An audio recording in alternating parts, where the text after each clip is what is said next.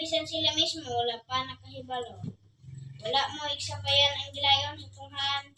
Hasta ang pagsulay ng kanunay nimo nasugatan.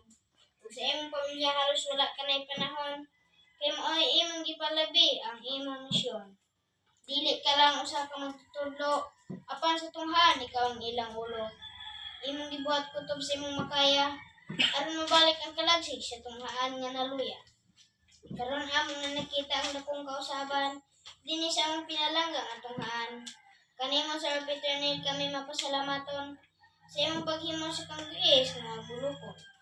Apan kami masulukon sa imong pagpaliw kanamo. Tungod kay dili pa ang taigo ang usa ka termino.